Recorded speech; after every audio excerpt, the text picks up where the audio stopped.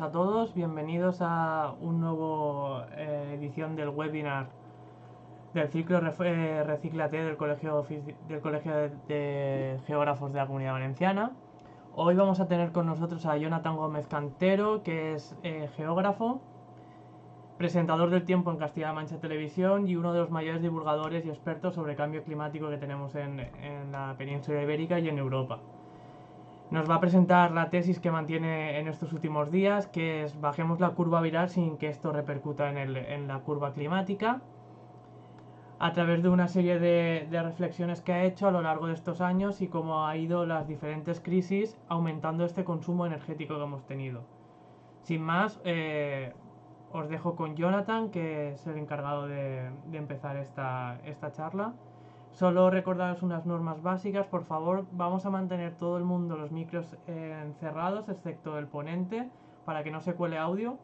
Y al final de la intervención de Jonathan abriremos un turno de palabras, de debate, para que cualquier persona pueda ir formulando sus preguntas y entre todos generar un ambiente de debate e intentar sacar conclusiones juntos. Y sin más, Jonathan, cuando quieras. Muchas gracias, Manel. No sé si en este momento me estáis viendo. Hola. Sí, se te ve bien y se te escucha Vale, correcto. vale, genial. Bueno, pues lo primero que quiero hacer es darte las gracias, Manel, por la presentación, y también tengo que dar las gracias a la Delegación Territorial del Colegio de Geógrafos en la Comunidad Valenciana. El presidente, Alberto Llorente, me invitó hace unas semanas a participar aquí. La verdad es que con Manel lo hemos ido organizando a lo largo de los últimos días y tengo que decir que siempre es un verdadero placer trabajar con este colegio profesional al que pertenezco y dentro del que estuve trabajando muchísimos años. Además, siempre es un lujazo compartir la tarde con buenos amigos y buenos colegas y, por supuesto, 1000 millones de gracias a todos y a todas los que estáis aquí conectados en este momento para pasar un ratito de la tarde de este 22 de abril, que no es un día cualquiera, es el Día Mundial de la Tierra y además, curiosamente, estamos en una encrucijada en la que nos hace ver que la Tierra tenemos que protegerla muy mucho.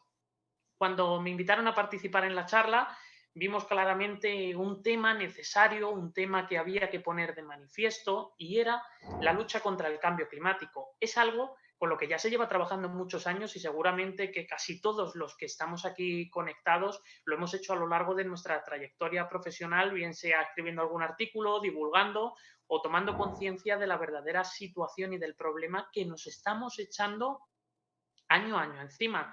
Pues lo cierto es que el cambio climático está aquí con nosotros, lo sabemos, y además los efectos constatados ya lo dejan muy claro. Pues voy a comenzar la charla. Ahora, durante unos minutos, yo me voy a quitar de aquí, voy a poner compartir pantalla y os voy a ir mostrando una presentación PowerPoint que he elaborado a lo largo de los últimos días y que he terminado hace un ratito. Vais a ver que hay datos actualizados de hace tan solo unas horas. Pues bien, si os parece, la idea que tenemos es que yo pueda tirar con la charla, con la presentación PowerPoint, y luego, al terminar, abrimos un turno de debate que sin duda será muy interesante, porque además estamos conectados de un montón de ramas de conocimiento distintas y seguramente que pueda ser muy interesante tener un ratito de debate entre todos, porque aunque esto lo organiza el Colegio de Geógrafos, en este caso la Delegación Territorial de la Comunidad Valenciana, lo que tenemos muy claro es que a día de hoy tenemos que trabajar de forma totalmente transversal. No basta con que sean solo geógrafos, solo biólogos, solo periodistas o solo ingenieros agrónomos. Tenemos que estar todos con todos de la mano y ponernos, nunca mejor dicho, manos a la obra. Así que voy a compartir pantalla, os voy a ahorrar el que me tengáis que estar viendo durante un buen ratito y voy a poner la presentación PowerPoint, que si Manel me da el ok, se estará viendo en cuanto él me diga que sí. Vale, perfecto. Aquí ya se está viendo la presentación PowerPoint, ¿no? Sí, Jonathan. Genial. Bueno, pues ya sabéis que el título de la charla es ¿qué pasará con el cambio climático después del COVID-19, después de este virus que hace unos meses saltó en China? Y como vivimos en un mundo globalizado, pues en un mundo globalizado todo corre muy rápido y este virus ha corrido muy rápido. Bueno, ya sabéis que vivimos en un planeta, tenía que empezar por aquí, que llamamos Tierra, del que hoy además conmemoramos su día. Llevamos 50 años conmemorando el Día Mundial de la Tierra y ya sabéis que es el planeta en el que vivimos. Tenemos la Tierra, el espacio y esa película gaseosa, muy finita en comparación al diámetro de la Tierra, es a la que llamamos atmósfera. Es en la atmósfera donde tiene lugar casi todos los fenómenos meteorológicos, climáticos que nos afectan diariamente. Como estamos de distintos niveles y gente que a lo mejor en el cambio climático ha trabajado poco y a lo mejor tenemos algún estudiante conectado, empezamos desde abajo. Ya sabéis que cuando hablamos de cambio climático siempre comenzamos hablando del efecto invernadero. El efecto invernadero hemos de decir que es un efecto totalmente natural de nuestro planeta y además este efecto invernadero también gracias a él podemos vivir. El Sol emite radiación de onda corta directamente sobre nuestro planeta y esa radiación de onda corta llega hasta la superficie terrestre que una vez calentada emite radiación de onda larga. La radiación de onda larga es la que queda retenida en la atmósfera, es la que calienta el aire y esa radiación de onda larga es la que nos deja una temperatura media del planeta, podemos decir, apta para la vida. ¿Qué es lo que ocurre? Que hay muchos gases de efecto invernadero, cada vez más, que evitan que esa radiación de onda larga, lo que vemos con las líneas naranjas oscuras, ya no pueda salir hacia el espacio. A esto lo llamamos balance energético global. Hay una cantidad de radiación que entra y una cantidad de radiación que sale. Ese balance energético global es el que más o menos a lo largo de la historia se ha mantenido de una forma más o menos estable. Ahora lo iremos viendo porque oscilaciones climáticas hemos tenido siempre, pero gracias a él la temperatura media del planeta a día de hoy nos permite la vida. Aquí lo vemos de una forma generalizada y es este balance, toda esta cantidad de radiación que queda retenida en la atmósfera debido a que cada vez tenemos más gases de efecto invernadero que multiplican la cantidad de rayitos naranjas oscuros que se quedan dentro de la atmósfera, los que están haciendo que la temperatura media del planeta no deje de aumentar. Si vemos el flujo solar, el Sol nos está emitiendo radiación continuamente, aproximadamente 1.366 vatios por metro cuadrado. Si eso lo multiplicamos por la superficie de la Tierra, que en ese momento estaría iluminada, pues fijémonos la cantidad de energía que estamos recibiendo continuamente. Lógicamente, como la Tierra va girando, se inclina más o menos y además rota alrededor del Sol en distintas distancias, este flujo solar va cambiando en la superficie del planeta, pero es una radiación que tenemos directamente llegando sobre nosotros y lo que estamos haciendo es que mientras esta radiación más o menos se mantiene, aunque podemos tener erupciones solares que la aumenten o menos energía solar que hagan que vaya más baja, que esa cantidad de energía solar, ese flujo solar sea más bajo, lo que estamos haciendo es que esos gases de efecto invernadero que estamos cubriendo en nuestro planeta hacen que toda la radiación que recibimos cada vez se quede más dentro. Los gases de efecto invernadero todos los conocemos, además a día de hoy en los medios de comunicación bombardeamos con ellos continuamente. El principal, hablamos de él muchísimo, el dióxido de carbono, es el que tenemos, podemos decir, de origen antrópico, es decir, de origen humano, en más cantidad en la atmósfera. Pero tenemos otros gases de efecto invernadero como el metano, que aunque está en menor cantidad, tiene una mayor capacidad para retener el calor dentro del planeta. Pero además el CO2 ya sabemos que también puede tener un origen natural, como puede ser una erupción volcánica. Pero además tenemos otros gases de efecto invernadero, como puede ser el vapor de agua, que también actúa como efecto invernadero.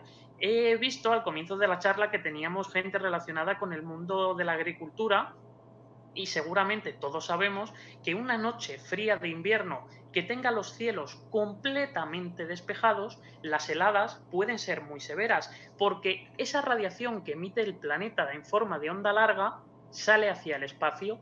En cambio, si tenemos cobertura nubosa, H2O, ese vapor de agua, nos está ayudando a que esa radiación no se pierda hacia el espacio, choque contra las nubes y vuelva hacia abajo, de forma que mantienen unas temperaturas que no llegan a ser normalmente tan frías como en las noches despejadas. Por eso las nubes nos ayudan muchísimo a retener esa temperatura y también en el fenómeno del efecto invernadero. Pero tenemos que decir que el vapor de agua es el gas que más cambia en el tiempo y en el espacio. ¿Qué quiere decir en el tiempo? Podemos levantarnos una mañana con niebla y un 90% de humedad, pero luego ese mismo día a las 5 de la tarde tenemos los cielos despejados y a lo mejor una humedad del 15%, por lo tanto varía muy poco tiempo, pero además también en el espacio. Sabemos que una zona puede tener en ese momento lluvias, la humedad sería del 100% y a lo mejor a 5 kilómetros no está lloviendo y tienen una humedad del 40%.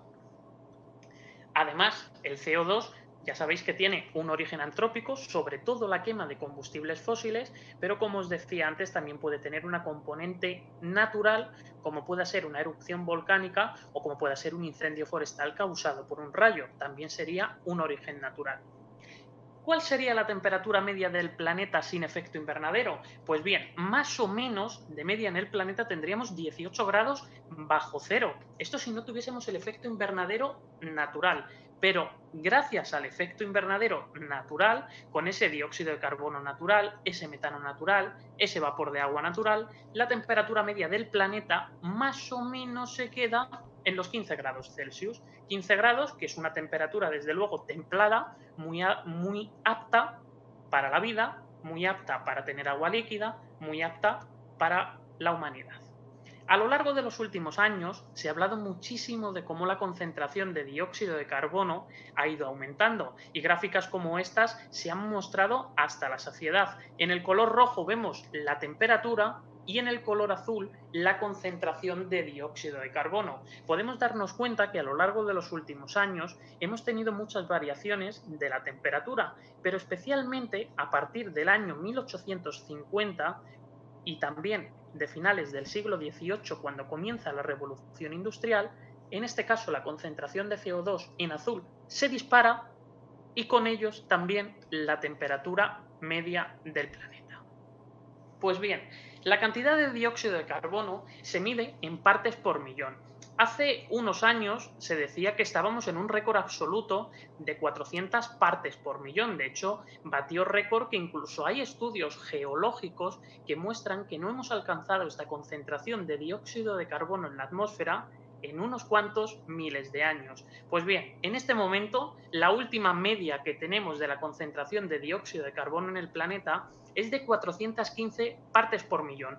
Es una auténtica barbaridad. Y aquí podríamos hacer referencia a multitud de estudios que hay y que dicen que nunca antes hemos tenido una concentración tan alta y por lo tanto las temperaturas se han estado disparando y seguirán subiendo los próximos años. Este gráfico que os muestro ahora, aunque pone 20 de abril del año 2020, es el último muestreo. La imagen la he sacado hace un ratito y en esa página web, en la de la curva de Killing, es donde podéis ver continuamente la concentración de dióxido de carbono en el planeta. Normalmente, como referencia, se utiliza el observatorio de Mauna Loa en Hawái y este es el que nos muestra las altísimas concentraciones que tenemos de este gas de efecto invernadero, pero también otros repartidos por el mundo, como pueda ser el de Izaña, al norte de la isla de Tenerife, sobre todo en una zona elevada, estaría muy cerquita del Teide. Aquí se muestra continuamente cómo también la cantidad de dióxido de carbono aumenta continuamente. Y ya os digo que en este caso, en abril del año 2020, estamos viendo que supera incluso las 415 partes por millón. Como os decía antes, a lo largo de la historia hemos tenido multitud de oscilaciones climáticas. Hemos visto, lo vemos en la parte de abajo, en los últimos miles de años, cómo hemos tenido oscilaciones frías. Sería en la parte en la que pone Younger Dryas, eso sería una etapa fría, una etapa glacial. Hemos tenido la pequeña edad de hielo, que fue más o menos un periodo frío que terminó en 1750, y hemos tenido épocas cálidas, como donde pone máximo del Holoceno o periodo cálido medieval. Todo ello referido a una media de 15 grados centígrados que se establece como la temperatura media del planeta. Hemos tenido etapas frías, heladas y etapas cálidas también en el pasado. Pues bien, aquí lo que podemos ver es como en algunas gráficas cada uno de los colores muestra en distintos modelos la reconstrucción del clima del pasado, cómo hemos tenido etapas cálidas con una anomalía de temperatura, lo vemos a la izquierda, de tan solo a lo mejor 0,2, 0,4 o rara vez 1 grado. Hemos tenido etapas frías como la pequeña edad de hielo pero ya hay estudios, multitud, que dicen que nunca antes hemos tenido una etapa tan cálida como la que estamos teniendo ahora, y lo que es peor, la rapidez a la que ésta se está produciendo. Antes, una etapa cálida podría tardar en producirse o en llegar a su máximo 200 años. Ahora lo estamos reduciendo a poco más de 20, 30 o 40 años, lo que no deja a las especies adaptarse. Esta imagen muestra algunos episodios de la pequeña edad de hielo. Aquí lo que estamos viendo son algunos ríos de Europa completamente congelados. Yo estoy ahora mismo en la ciudad de Toledo. Aquí el río Tajo se llegó a congelar, pero el río Ebro en su desembocadura, en Tortosa, saliendo al Mediterráneo, se llegó a cruzar a pie durante algunos inviernos de la pequeña edad de hielo. ¿Qué está pasando en los últimos años? Que los glaciares se están reduciendo. Lo vemos en estas imágenes como de 1931 a 2010 un glaciar ha reducido en cientos de metros su extensión. Un glaciar que prácticamente ha desaparecido, pero ese era un ejemplo de otros muchos que podemos ver en todo el planeta que se están reduciendo. El cambio climático nos deja impactos directamente en el clima. Puede hacer más calor, puede llover menos, eso afecta a la agricultura, eso afecta a la naturaleza y, por supuesto, a sectores económicos como puedan ser el turismo o incluso la salud. Aquí es importante hacer una diferencia entre lo que es cambio climático y lo que puede ser mala gestión del territorio.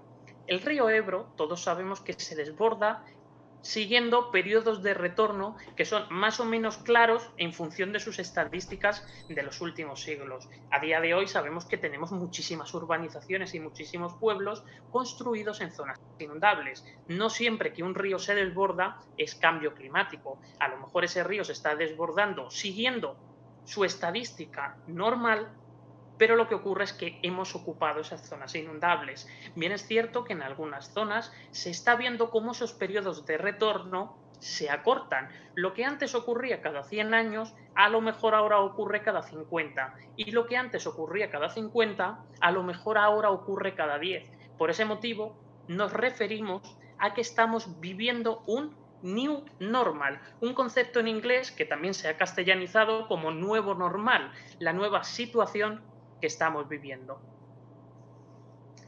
Os hablaba de las inundaciones, pero claro, tenemos el caso contrario, por ejemplo, las sequías. Esta imagen que estáis viendo es el Parque Nacional de las Tablas de Daimiel, una zona en la que la temperatura del parque ha aumentado en más de 2 grados, y eso nos está provocando problemas como estos. Aquí lo que vemos es una barca posada en tierra y por un lado tenemos distintos fenómenos. Decir que es solo cambio climático estaríamos entrando en un error mayúsculo. ¿Es cambio climático? Sí, hace más calor y se evapotranspira más agua. Pero por otro lado también tenemos que llueve menos, es cambio climático, pero no tenemos que olvidar los consumos de agua tan altos que hay para el regadío en estas zonas. A lo largo de los últimos siglos, pues hemos tenido variaciones de temperatura en el planeta muy marcadas, muy marcadas. Aquí, por ejemplo, vemos de 1901 a 2012 como en algunas zonas de Latinoamérica, norte de América, toda la zona de Eurasia o algunos puntos del norte de África y también del Mediterráneo, la temperatura ha aumentado en estos poco más de 100 años más de 2 grados. La variación media acumulada de la espesura de nieve en metros, pues vemos cómo también desde los años 60 ha caído en picado. La variación del nivel del mar también ha subido con ganas, lo vemos desde 1880 con observaciones con mareógrafos y de hecho en los últimos episodios en el Mediterráneo hemos tenido alturas de ola que jamás antes se habían registrado. Si vemos las desviaciones anuales de la temperatura, en el caso de Europa, vemos que las desviaciones son clarísimamente al alza y muy especialmente a partir de los años 90 se dispara la temperatura tanto sobre la superficie terrestre como también sobre la superficie oceánica. Hemos tenido episodios extremadamente cálidos en Europa que nos han hecho que los datos también se disparen en muchas ocasiones. Aquí lo que vemos es la anomalía de temperatura para agosto del año 2003. En el año 2003, una ola de calor mató a miles de personas en toda Europa y especialmente en Francia, que llegó a colapsar su sistema sanitario. Vemos que la anomalía de temperatura era en algunos casos superior a 10 grados. Es decir, allí si estaban acostumbrados a veranos de 30 a 32 grados, se tuvieron que enfrentar a veranos de 40 a 42 grados, con el problema sanitario que eso conllevó. Estamos hablando que esta ola de calor fue el peor desastre natural hasta el momento y desde el año 1755 que se vivía en Europa. Y por supuesto, las anomalías de temperatura no solamente se dan en verano, también estamos teniendo otoños que son mucho más cálidos y primaveras que son mucho más cálidas. Vemos, por ejemplo, una anomalía de las temperaturas para el año 27 de octubre, para el 27 de octubre del año 2016, con una anomalía que llegó a rebasar en algunos casos en la península ibérica, también en Portugal, los 10 grados positivos. Por lo tanto, fue un mes de octubre muy cálido. Esto tiene un efecto directo sobre los océanos. Están más calientes, tenemos más CO2 en la atmósfera y por lo tanto hay más CO2 que pasa a formar parte del agua, convirtiéndose en anhídrido carbónico. Esto lo que produce es un blanqueamiento de los corales y los corales de muchas zonas del planeta se están quedando completamente blancos. Es decir, los corales están muriendo y esto lo hemos visto en las últimas semanas con imágenes recientes en Australia, la Gran Barrera de Coral. Pero además tiene un impacto directo también en el turismo. Por ejemplo, el turismo de invierno en muchas zonas donde clarísimamente nieva menos, pues el turismo de invierno podría llegar a desaparecer. Esta imagen es bastante curiosa. Seguramente que muchos conocéis esta ciudad, pero os dejo un momento que la penséis mientras yo bebo agua y a ver qué conclusiones podéis sacar.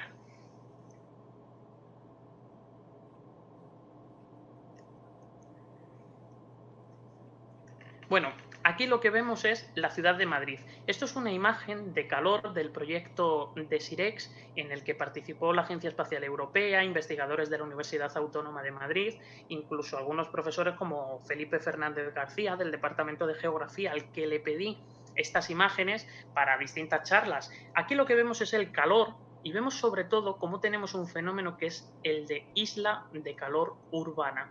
¿Qué pasa durante los veranos? Pues durante los veranos el sol incide en la ciudad se calienta muchísimo más y por la noche, cuando la temperatura baja, en este caso la gran urbe queda muy caliente, queda como un punto de calor. Todos los materiales que han absorbido radiación durante todo el día empiezan a liberarlo poco a poco. Las noches son mucho más cálidas. Aquí tenemos muy claro que estamos yendo a noches mucho más cálidas en verano, en primavera y también en otoño, pero también agravado por el crecimiento de las grandes ciudades. Seguramente que algunos os hayáis dado cuenta que el cuadradito azul que tenemos en la mitad norte de la ciudad de Madrid es el estadio Santiago Bernabéu, con césped, está algo más fresquito y en cambio tenemos calles con dirección este-oeste, como por ejemplo pueda ser la calle Raimundo Fernández Villaverde, la calle General Perón o la calle Concha Espina, donde vemos que están muy cálidas. Como tienen trazado este-oeste, desde que el sol sale por el este por la mañana hasta que se pone por el oeste por la tarde, le está dando el sol durante todo el día, por eso las calles están mucho más cálidas. Sin embargo, el Paseo de la Castellana, que divide a la imagen en dos en dirección norte-sur, no está tan cálida, y es porque el sol, cuando le está dando en un lado de la calle, en el otro hay sombra, y viceversa cuando pasa el mediodía, y además tiene muchos árboles en el centro, por eso no está tan caliente. ¿Aquí qué es lo que vemos? Pues también vemos una imagen de calor, pero en este caso lo que vemos es el Parque del Retiro bastante más fresquito con toda la vegetación que tienen. Y además ahí podéis ver el nombre del proyecto donde hicieron estas fotografías, que se llama, como os decía antes, Proyecto DESIREX acabado en X. ¿Qué ocurre con estas altísimas temperaturas? Que tenemos vectores de enfermedades. A día de hoy tenemos vectores de enfermedades que pueden habitar mejor en nuestras nuevas condiciones climáticas, porque tenemos ejemplos muy claros. Si antes teníamos heladas severas que mataban a todos estos insectos, ahora tenemos zonas de España donde incluso 365 días consecutivos no han registrado heladas, incluyendo el invierno. Por lo tanto, hay muchos insectos y sus descendientes que pueden aguantar de un año al otro sin que las heladas les maten, como pasaban antes. Y por desgracia, esto tiene el problema de las migraciones climáticas, que también tristemente día a día vemos como multitud de personas se ven obligadas a desplazarse porque en sus zonas de origen tienen fenómenos meteorológicos más adversos o directamente episodios de sequías o inundaciones que no les deja vivir. Y hablamos de todo lo contrario. Aquí lo que veis es algo que seguramente a todos nos gustaría darnos, y más en estos tiempos de confinamiento, con amigos y también con nuestros familiares. El marisco, por ejemplo, nos vamos a Galicia, está teniendo serios problemas porque allí hay un episodio que ocurre de forma natural todos los años, sobre todo en zonas del norte de A Coruña, en algunos puntos de las Rías Baixas, un fenómeno que se conoce como mareas rojas. Esas mareas rojas, después del verano, con el agua un poquito más cálida, se puede producir un disparo del crecimiento de algunas especies de bacterias, fitoplancton, que tiñen el agua de color, podemos decir, ocre, de ahí que se conozcan como mareas rojas. ¿Qué está pasando en los últimos años? Que esas mareas rojas pueden ocurrir más veces al año y además son mucho más duraderas en el tiempo porque el agua del Atlántico se calienta muchísimo más. No sería de extrañar que en los próximos años, con el calentamiento de las aguas del Atlántico, tengamos campañas de Navidad en las que no se pueda comer marisco de Galicia debido a las mareas rojas, porque cuando ocurre este episodio queda completamente prohibida su recolección, porque acumulan la toxicidad al filtrar todo ese agua. Por lo tanto, estaríamos ante un problema que sería en un principio ambiental, luego sería un problema económico y podría acabar derivando en un problema social de gente que se queda sin empleo.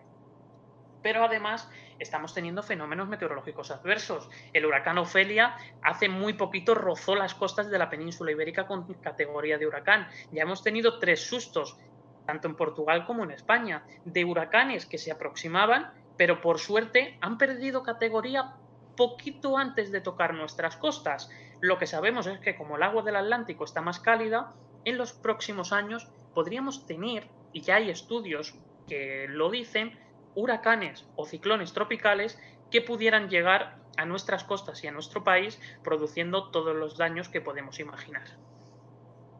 Aquí me vengo un poquito a mi tierra para seguir hablando de cambio climático. Hace 2 años hicimos público, lo encargó la Consejería de Agricultura, el estudio sobre los efectos constatados y percepción del cambio climático en el medio rural de Castilla-La Mancha.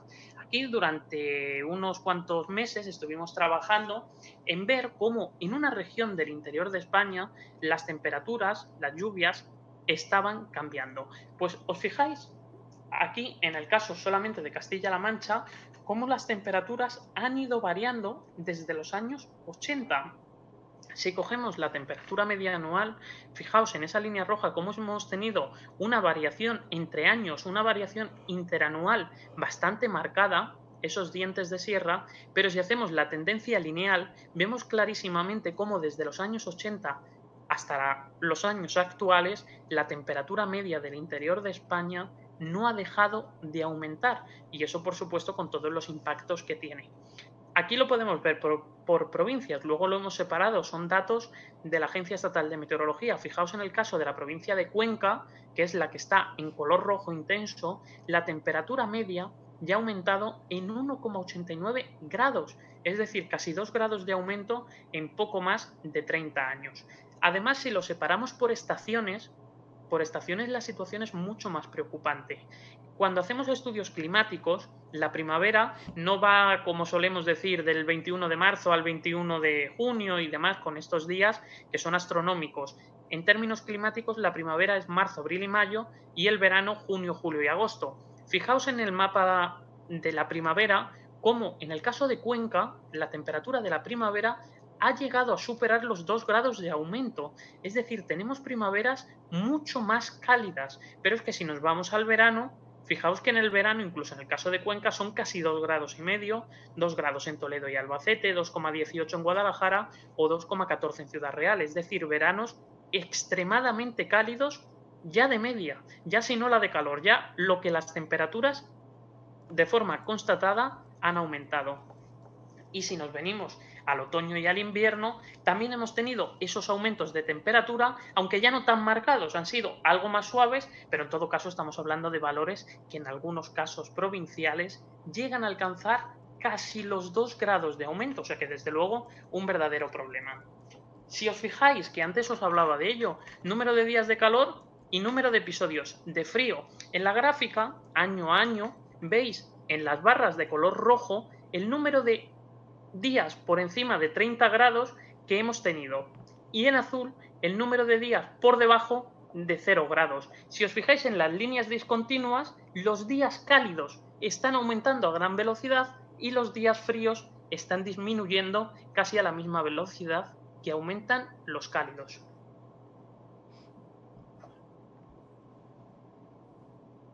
Nos vamos a un municipio singular, Molina de Aragón. Para quien no lo conozca, Molina de Aragón está en la provincia de Guadalajara, está considerado el pueblo más frío de España y además aquí se ha dado el registro más bajo de temperatura de toda la península. Aquí hemos tenido valores que se han llegado a aproximar a los 30 grados bajo cero en invierno.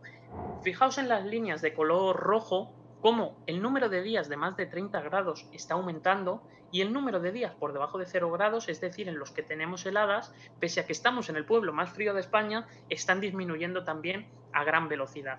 Pero tenemos una ciudad que es única y en esa ciudad única se ve perfectamente cómo las líneas de tendencia se han invertido. Es Cuenca Capital. En Cuenca Capital, hasta más o menos los años 2000, teníamos más heladas que días de calor.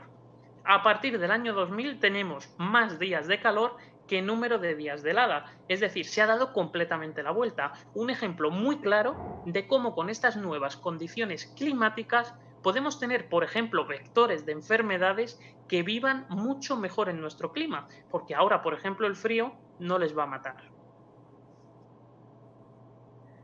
Y si lo vemos por provincias, pues fijaos cómo ha ido variando por provincias tanto las temperaturas máximas como las medias y también las mínimas, que las mínimas tienen el problema que son noches cálidas y especialmente en verano en las que nos cuesta mucho más dormir.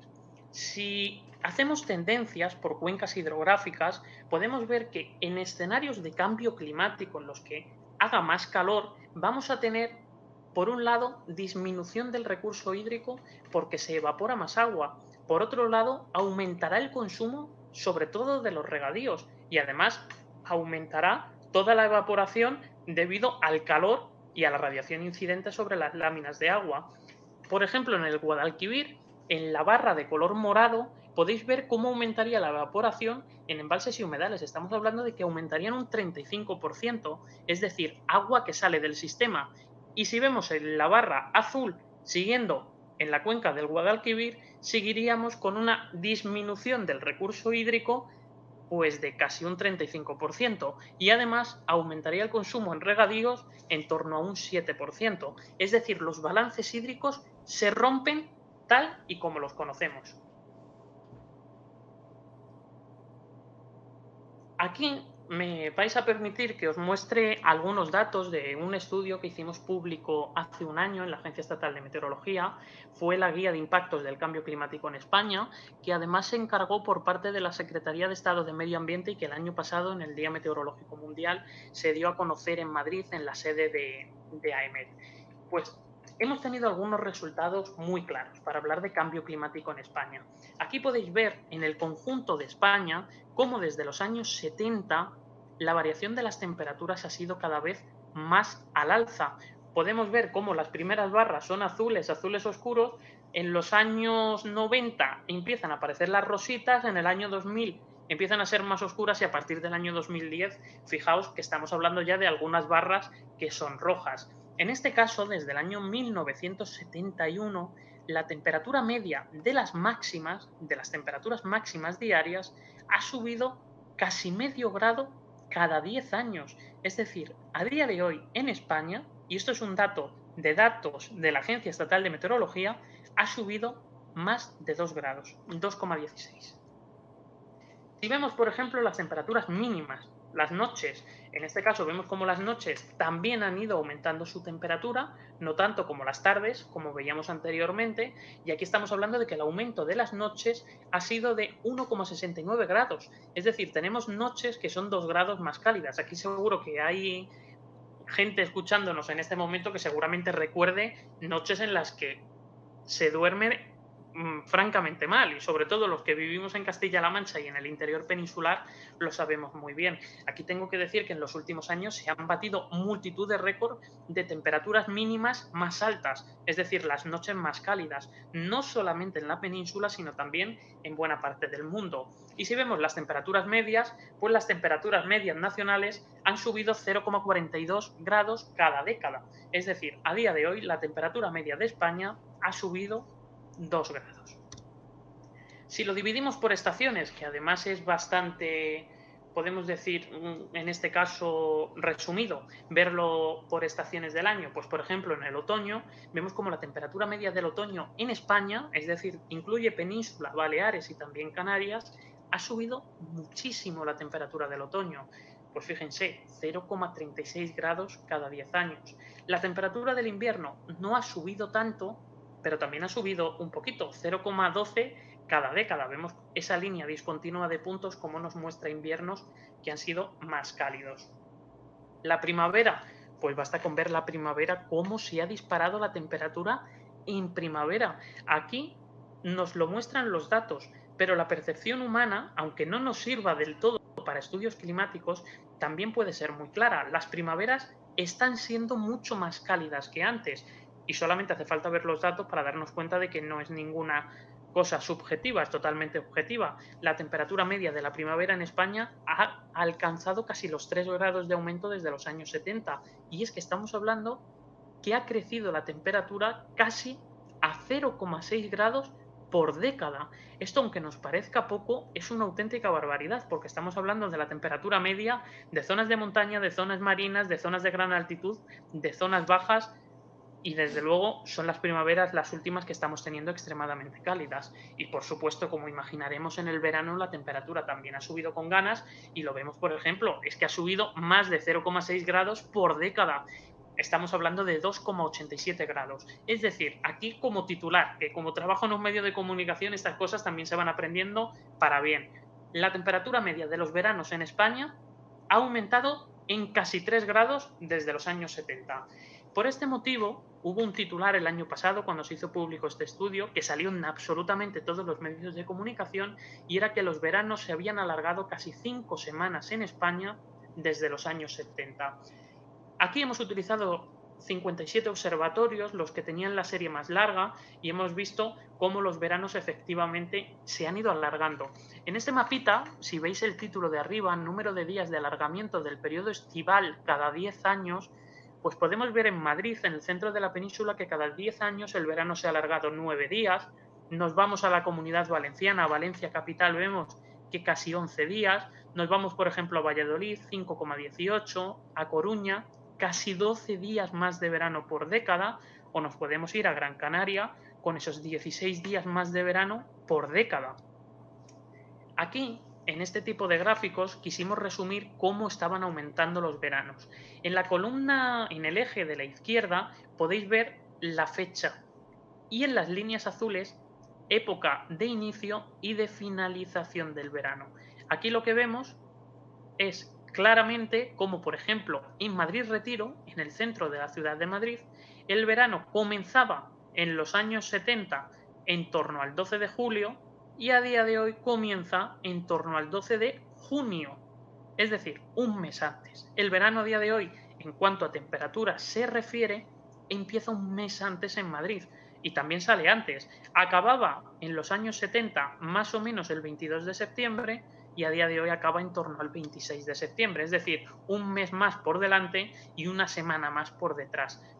¿Qué vemos? En la diferencia, en el recorrido que va de una línea azul a otra, vemos cómo los veranos se han ido alargando. Es decir, la anchura que hay entre la línea azul de arriba y la línea azul de abajo es el aumento de los veranos. Aquí lo vemos en Madrid, pero fijaos en el puerto de Navacerrada. Esta imagen la utilizo mucho porque siempre hay quien dice, claro, pero en Madrid tenemos el efecto isla de calor, el calor urbano, y es algo innegable. Pero es que si nos vamos a un observatorio en una zona alta, de montaña, como pueda ser el observatorio de Navacerrada, vemos clarísimamente cómo el verano también ha aumentado. En los años 70 el verano duraba solamente más o menos del 20 de julio al 20 de septiembre, y a día de hoy empieza el 10 de junio, un mes antes, incluso más de un mes antes, y ahora acabaría el 28 de septiembre. Aquí lo vemos para Navacerrada, pero esto es Vigo. Aquí nos vamos a Galicia. En Vigo el verano se ha alargado muchísimo. Esto también tiene un impacto en los bosques.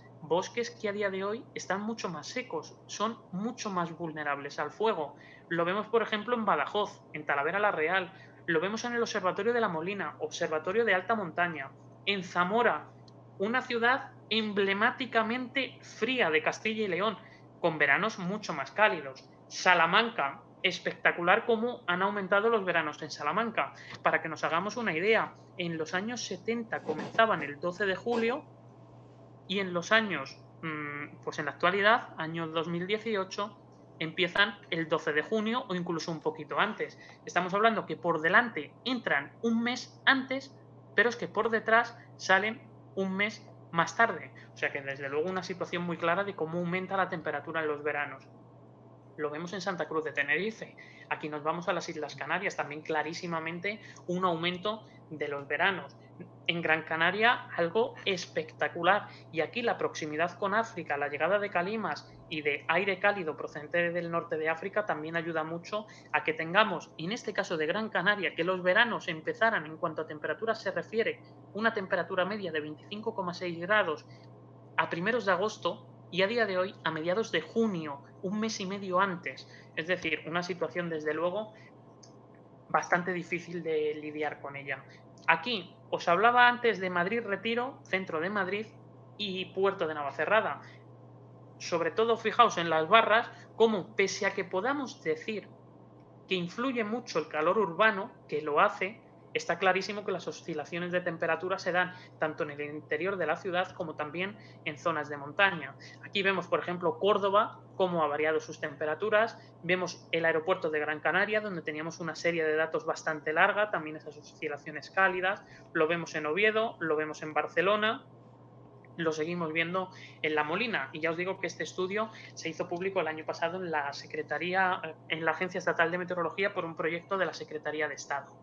Para ir terminando, pues ya sabéis que estamos ahora mismo metidos, por desgracia, en una crisis sanitaria mundial que ha golpeado muy duramente a nuestro país y sin duda está siendo una desgracia por todos los fallecidos que tenemos y el dolor que está causando. Pero si hacemos un análisis ambiental de las distintas crisis económicas que hemos tenido, en esta gráfica que me ha prestado Fernando Prieto del Observatorio de Sostenibilidad, podemos ver cómo la concentración de dióxido de carbono, que sería la línea roja finita, que va en aumento con dientes de sierra, ha ido aumentando sin dudarlo a lo largo de las últimas décadas, y las distintas crisis económicas como que hemos tenido, 1973 la crisis del petróleo, la del 81 la crisis latinoamericana de deuda, en el 91 la caída de la URSS, en 2009 la crisis financiera, han afectado a la concentración de dióxido de carbono a nivel mundial, pero muy poquito, y siempre hemos vuelto a la senda del crecimiento de concentraciones de gases de efecto invernadero y, por supuesto, a consumir combustibles fósiles. Aquí lo que vemos son las emisiones globales de dióxido de carbono en gigatoneladas desde el año 59 hasta la actualidad, hasta este momento. Vemos cómo las distintas crisis que antes nombraba han tenido un efecto muy débil, en este caso en las emisiones de CO2 en gigatoneladas, y vemos cómo la crisis financiera del año 2009 tuvo un pequeño efecto a la baja. ¿Qué pasará con la crisis del COVID-19? Esta crisis, por desgracia, todavía no ha terminado. Ojalá acabe muy pronto porque todos estamos deseando que esto acabe pronto. Pero a día de hoy el precio del petróleo lo tenemos por los suelos. Ayer era un precio negativo. Te pagaban por llevarte petróleo. ¿Qué es lo que puede ocurrir? Aquí nos vamos a enfrentar a una situación muy complicada. Por un lado, países que quieran volver al crecimiento, pero eliminando la quema de combustibles fósiles, y países que quieran volver a la senda del crecimiento, aprovechándose de los bajos precios que tienen el petróleo y todos sus derivados. Estados Unidos ya ha dicho que como el petróleo está tan barato, va a llenar todas las reservas estratégicas del Estado hasta arriba, para que cuando la situación mejore las tenga disponibles. China ha dicho que va a construir no sé cuántas plantas de carbón. Por lo tanto, tenemos grandes potencias que quieren volver a la senda del crecimiento, pero en este caso podemos decir, entre comillas, en negro. Sabemos que tenemos que aplanar la curva del coronavirus, que además diariamente nos están bombardeando con ello, pero también tenemos que aplanar la curva del clima. Tenemos distintos escenarios. A día de hoy la temperatura media del planeta, esos 15 grados que decía al comienzo de la conferencia, ya ha aumentado casi en 1,1. Es decir, ya estaríamos en 16,1 grados de temperatura media. ¿Qué es lo que ocurre? Que la temperatura media del planeta seguirá subiendo, es lo que vemos de color rojo. Pero cuanto antes empecemos a actuar, mejor situación tendremos. El propio Acuerdo de París dice que la temperatura media del planeta no deberá aumentar en más de 2 grados. Pero a día de hoy ya tenemos 1,1 de esos 2 y tenemos una cantidad de gases de efecto invernadero acumulados en la atmósfera altísima. Por lo tanto, es muy probable que los 2 grados los alcancemos en las próximas décadas. De seguir aumentando por encima de esos 2 grados, nos podemos ir a una situación de colapso ambiental y climático en las próximas décadas. Ya os lo acabo de decir, sobre todo el Acuerdo de París indica que la temperatura media del planeta no deberá aumentar en más de 2 grados y en medida de lo posible mantenerse en 1,5. La Cumbre del Clima de París, celebrada en el año 2015, saca este acuerdo a nivel mundial. El año pasado, en la Cumbre del Clima de Chile, que finalmente se celebra en Madrid, se tenía que aumentar los compromisos del Acuerdo de París. No se acordó absolutamente nada, podemos decir literalmente que fue un desastre, y la cumbre de este año prevista en Glasgow se ha aplazado al año que viene por motivos del coronavirus. Pero podemos tener sustos. El cambio climático sabemos que nos está fundiendo los glaciares, lo veíamos antes, sabemos que nos está fundiendo el hielo, pero además mucho de ese hielo, y especialmente el permafrost, el suelo helado que tenemos en zonas, por ejemplo, de Siberia, se está fundiendo, está desapareciendo, pero es que este permafrost puede acumular virus y bacterias del pasado que podrían liberarse. Como ejemplo, en el año 2016 se descongeló un reno que estaba enfermo de anthrax y este anthrax contagió a animales y pastores en Siberia. De hecho, murieron más de 20 personas. ¿Qué hubiera pasado si una de estas personas infectadas es un turista de cualquier país del mundo y vuelve a su país de origen, provocando una crisis sanitaria mundial? Pues esto podríamos decir que el origen podría haber estado en el cambio climático. Lo que tenemos muy claro es que tenemos que salir de la crisis sanitaria, pero también, y sin dudarlo, de la crisis climática.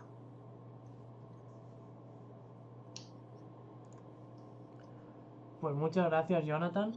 Ha estado muy interesante la charla. ¿Se me oye bien? Sí, yo te oigo. Vale, perfecto. Muy interesante la charla. Abrimos el turno de preguntas. Y bueno, un poco os explico un poco la dinámica. Podéis formular la pregunta bien por texto o bien levantando la manita que tenéis justamente en la parte inferior izquierda. Hay una manita y un símbolo de chat. Pues si levantáis la manita, yo os daré turno de palabra. Yo sí que quería lanzarte una pregunta, Jonathan, y es, como bien has sacado tú ahí en la presentación, el tema del petróleo, ¿no? Esta tendencia a la baja que hay ahora mismo al petróleo, ayer estaba a menos 5 dólares, hoy está a menos 6,3, una cosa así. Y parece que la dinámica va a seguir. Al final los países productores se tienen que quitar de encima la producción como sea. Y también mirando un poco las noticias que nos vienen de China, ¿no? Esas 5 plantas de quema de carbón térmicas que van a construir para reimpulsar la economía. Si piensas que Europa, paradigma de la sostenibilidad en muchos ámbitos, y el adalid, digamos, de esta lucha contra el cambio climático, va a seguir sus mismos pasos, o va a seguir en la senda de países como Suiza o Austria, que están empezando a decir ya no a la nuclear, no a la térmica, y vamos a gastar solo energías renovables. Pues sin duda, Manel, es una cosa que tenemos a día de hoy encima de la mesa y es una situación muy, muy complicada, tanto en términos económicos como políticos, como también geopolíticos. A día de hoy el precio del petróleo está por los suelos. Hoy costaba $1 el barril de petróleo americano, ayer estaba en precios negativos, es decir, era lo que comentaba antes, daban dinero por llevarte el petróleo y eso va a ser una situación muy complicada de lidiar con ella si se quiere luchar contra el cambio climático. A día de hoy, con el precio que tiene el petróleo y que probablemente va a seguir bajo durante muchas semanas y aunque vaya aumentando, irá aumentando poco a poco, habrá países y empresas que vean ahí una fuente de combustibles barata, accesible y de muy fácil acceso a la que puedan llegar a ella.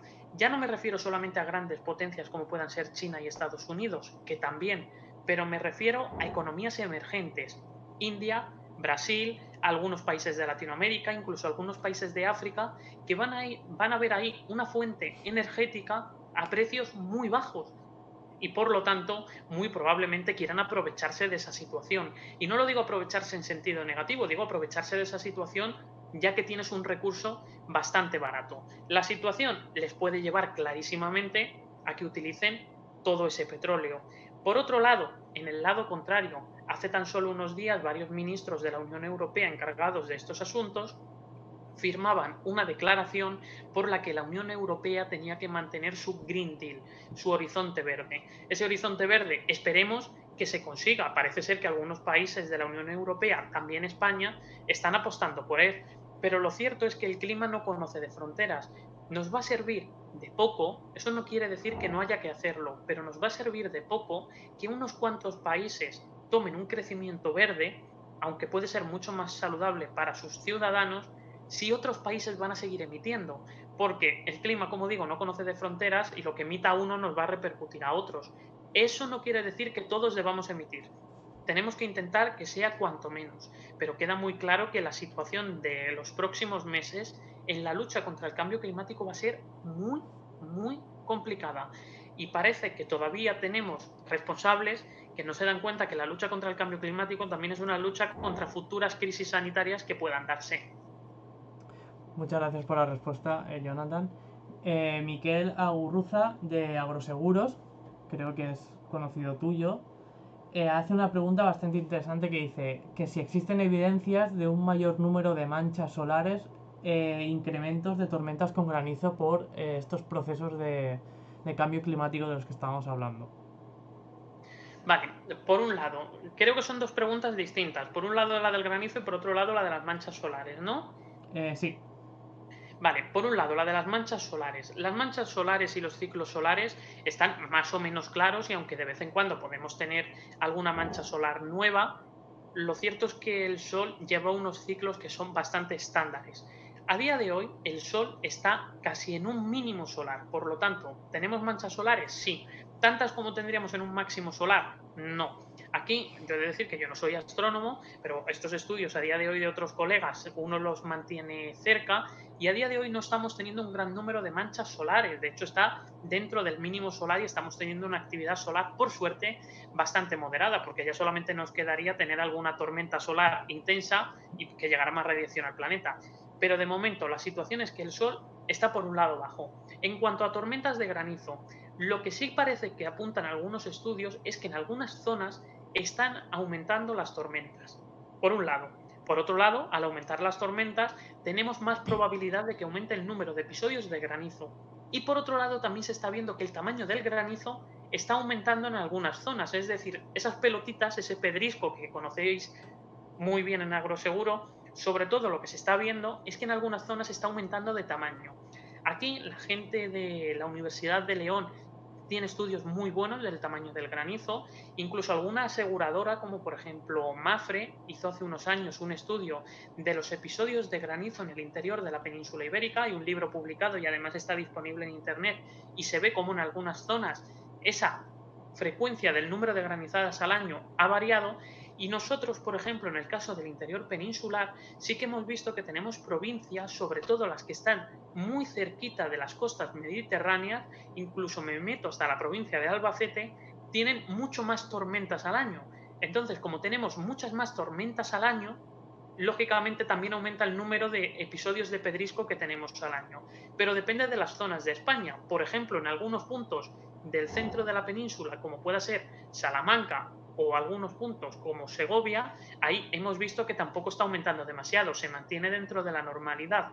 Pero en el caso, por ejemplo, de Albacete, ahí sí que te puedo decir que es mi propio estudio, clarísimamente han aumentado. No sé si has dado respuesta a Miquel, si quiere que lo ponga por el chat, si se le queda alguna duda. Alberto Plaza dice que se prevé un gran aumento de demanda eléctrica. Bueno, hasta ahí estamos de acuerdo. Todo el mundo estamos trabajando, la mayoría de gente desde casa y muchas horas en casa implica un aumento eléctrico. Que parece difícil de afrontar solo con la energía solar, eólica, hidráulica. Si se dice, y se dice que será necesaria la utilización de las nucleares si no queremos volver a emisiones masivas. ¿Qué opinas sobre esto? Vale, aquí sí que vamos a entrar en una opinión casi personal, pero desde luego es una pregunta no solo importante, sino necesaria a día de hoy y una pregunta que se tiene que poner sobre la mesa. ¿Tenemos muy claramente en los próximos años un mayor consumo energético?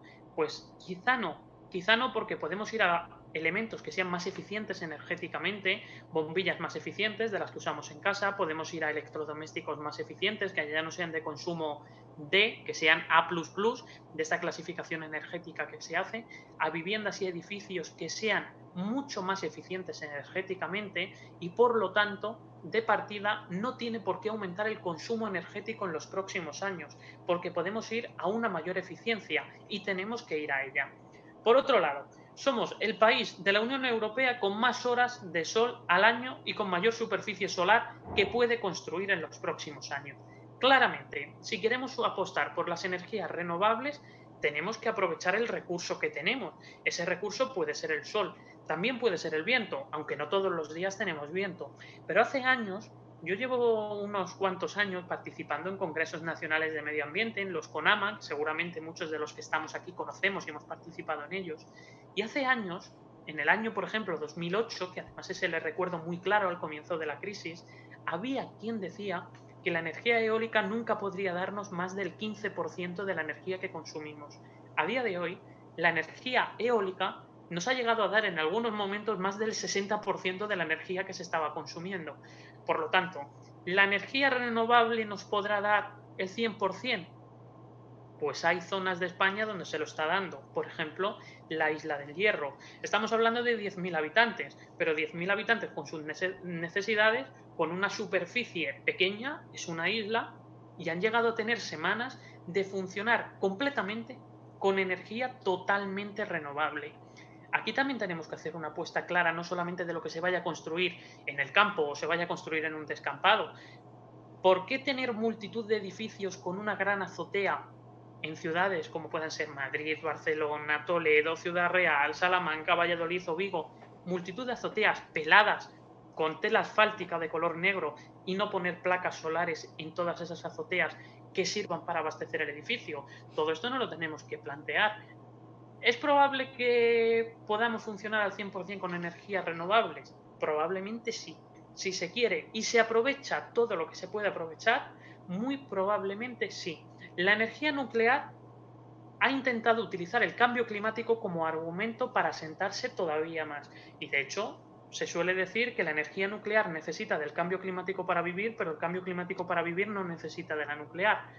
Y también tenemos que tener presente que un residuo de una central nuclear es infinitamente más peligroso que el residuo que pueda tener una planta de carbón. O sea que esto desde luego también es muy interesante, pero mi opinión es que sí, en los próximos años, si se quiere, se podrá vivir al 100% de energías renovables. Muchas gracias, Jonathan. Simplemente puntualizar que, por ejemplo, los países del norte de Europa están empezando a vivir de las energías renovables. Noruega está plantando sus océanos, sus mares de hidroturbinas. Y es bastante, como has dicho, bastante curioso, ¿no? Que España, siendo el país mediterráneo posiblemente con más insolación de toda Europa, no tengamos las grandes extensiones de Monegros o el desierto de Tabernas lleno de plantas de energía solar, que al final, comparada con la eólica, tienen una cierta producción más elevada. Luego, a ver qué Sí. tenemos por aquí. Cristina dice que nos recomienda un libro que es Adiós Petróleo. No dice el autor, si no lo pudiera especificar luego. que dice que se propone una serie de medidas en el libro de cómo hacer las cosas para caminar hacia un mundo de consumo eléctrico sostenible. Sí, Eh, sí, y la verdad es que ahí, permíteme, Manel, desde luego, es un libro muy bueno, yo lo conozco y la verdad es que ha hecho muy, muy bien en recomendarlo, porque es un libro muy interesante el de Adiós Petróleo. Y hay otros, por ejemplo, relacionados con el mundo de la energía, hay otro que se llama Alta Tensión, que también es muy bueno y estaría relacionado con Adiós Petróleo. Y también es muy interesante ver el tema energético, cómo le podemos dar la vuelta. Luego tenemos a Tony Roach, que es miembro de la Junta también de la delegación, que dice que aunque no toque demasiado el tema de la geografía, si podrías brevemente hablar de cómo afectaría el cambio climático a las grandes corrientes oceánicas y sus posibles consecuencias. Me imagino que aquí están intentando buscar un poco la respuesta al famoso evento del Dryas, que se habla en algunos Sí. círculos de climatología, que si podrías dar alguna... No sé cómo concretarte esta Sí, pregunta, la sí, verdad. nada, mira, con el tema de las corrientes marinas tenemos multitud de estudios que nos dicen que las corrientes marinas podrán cambiar en los próximos años debido a la fusión de los casquetes polares. Al entrar agua dulce y fría, mucho más densa, en este caso en los océanos, las corrientes marinas variarían. Las corrientes marinas ya han variado más veces. Lo único que ocurre es que desconocemos muchísimo sobre el tema oceanográfico de las corrientes marinas. Es un tema, desde luego, que a nosotros nos puede afectar muchísimo. Todos los presentes, casi todos, sabemos que la corriente que baña las costas de la península, la corriente del Golfo, es una corriente que parte desde el Golfo de México. Es una corriente que viene cálida, entre comillas, y nos hace que nuestros inviernos sean, aunque parezca raro decirlo, pero que nuestros inviernos sean suaves, que no tengamos los inviernos que tienen, por ejemplo, en Nueva York, que está a la misma latitud que Galicia, está prácticamente enfrente, pero allí tienen la corriente fría del Labrador, que viene desde el Ártico. Esa corriente fría allí les deja inviernos a 20 grados bajo cero y nuestros inviernos más duros podemos estar a 5 grados bajo cero. Esa diferencia, desde luego, es importante. ¿Qué puede ocurrir con el cambio climático? Si las corrientes marinas varían, nosotros, por ejemplo, podemos variar nuestros inviernos. Si la corriente del Golfo se va, podemos llegar a tener inviernos que sean tan fríos como los de Estados Unidos, o a lo mejor que nuestra corriente del Golfo se aproxime mucho más. A día de hoy se desconoce muchísimo. Uno de los últimos estudios nos decía que la corriente del Golfo, la nuestra, se había alejado de nuestras costas cerca de 400 kilómetros. Esto puede ser una fluctuación normal, natural, o puede ser una fluctuación debido a la fusión del Ártico. De momento, del tema de las corrientes se desconoce muchísimo, y aquí ya entramos en el mundo de la modelización numérica de qué pasaría el día de mañana. En ese qué pasará el día de mañana se podría hacer una modelización de nuestra corriente del Golfo más cercana, más alejada, o una corriente del Golfo prácticamente desaparecida. En este momento es un tema básico, pero por desgracia del que desconocemos muchísimo, porque a nosotros nos puede marcar tanto por arriba como por abajo, tanto en los veranos como en los inviernos, cómo pueda ser nuestro clima del futuro. Muchas gracias, Jonathan. Cristina dice que el libro de Adiós Petróleo es de Jorge C. Morales Labra. Sí, Ángel Velasco dice que cómo está afectando el aumento de la temperatura en la disminución de las aguas subterráneas y si esta incidencia en el riego del campo, bueno, perdón, incidencia en el riego en el campo con el aumento de los regadíos. ¿Es ético este aumento en un país que tiende a periodos de sequía prolongado? pues esto es un tema sumamente importante. Yo antes hablaba del Parque Nacional de las Tablas de Daimiel, donde vemos que las aguas subterráneas mantienen uno de los humedales más grandes de Europa y que el consumo de agua, en parte, se está cargando ese Parque Nacional, que ya hace unos años se incendió porque estaba completamente seco. Es decir, el nivel de agua, el nivel freático, estaba 10 metros por debajo de donde debería estar. A día de hoy sabemos claramente que hay algunas zonas de la península donde llueve menos. Lo tenemos muy claro. Y también tenemos muy claro que las temperaturas están aumentando. Si aumentan las temperaturas, aumenta la evaporación y la evapotranspiración.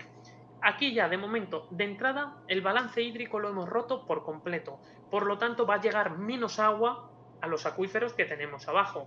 Como además tenemos menos agua superficial, necesitamos sacar más agua de la subterránea, necesitamos mucho más agua de esa que tenemos debajo almacenada.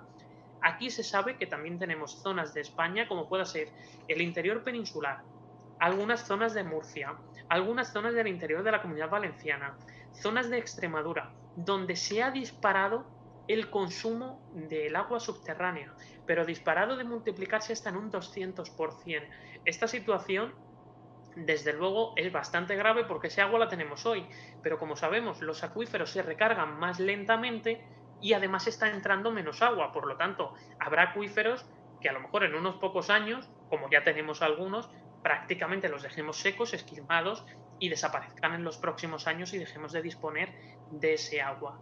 Además, relacionado, es bastante curioso, no tiene que ver con el cambio climático, pero sí con el impacto ambiental. El terremoto de Lorca, el del año 2011, en parte pudo estar agravado y multiplicarse sus efectos por el consumo de agua que había de los niveles freáticos. Hay estudios muy buenos de geólogos que demostraban cómo muchas zonas se habían quedado huecas, entre comillas, sin agua, y eso había provocado que la multiplicación de las ondas, además de ser mayor, se agravaran los efectos sísmicos. O sea que ahí vemos un efecto más del tema de las aguas subterráneas. Muchas gracias, Jonathan. Sara dice, supongo que será algún país latinoamericano, dice que en su país hay muchísimo petróleo sin explotar. Usualmente son países extranjeros los que buscan la explotación de estos recursos y en estos momentos hay un debate sobre si una empresa árabe se debe permitir la explotación en el páramo de Santurbán. Me imagino que estaba hablando de Venezuela o alguna zona de Sí, estas de de América del Sur. pues Eh, desde, dime, Jonathan. sí, sí, yo no sé si incluso, a lo mejor en este tema, ¿cómo se llamaba quien preguntaba? ¿Sara? Sara, sí.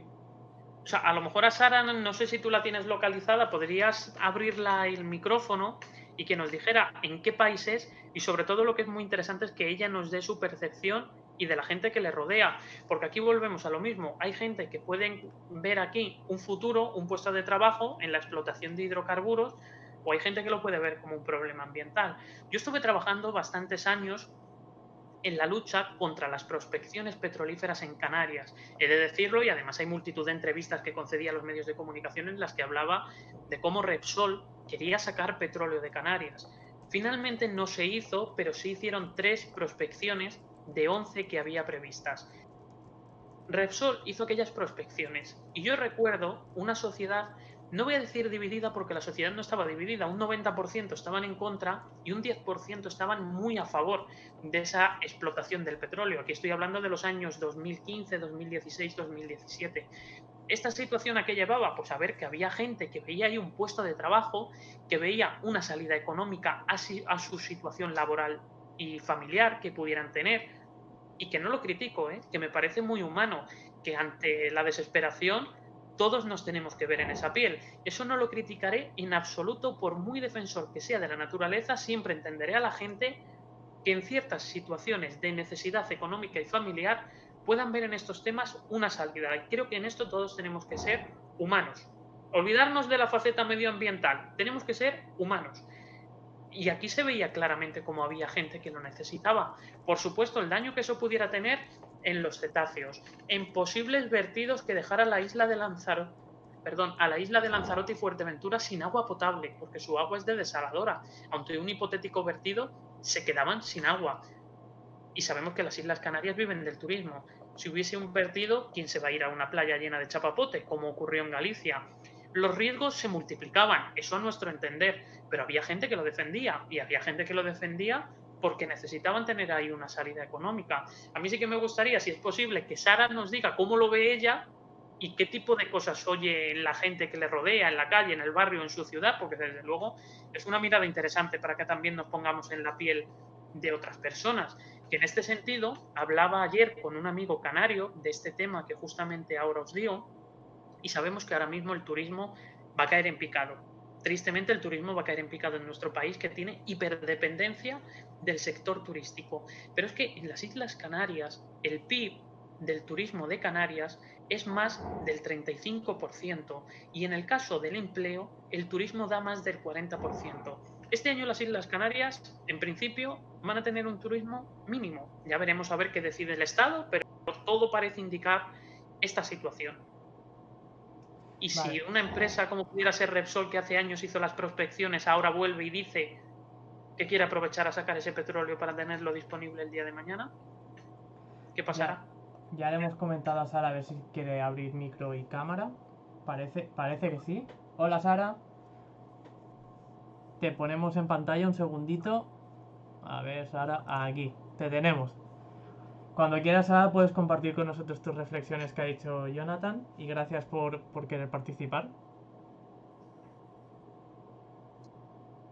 No se te oye. Ahí no se le oye. No, no se te oye. No se te oye, Sara.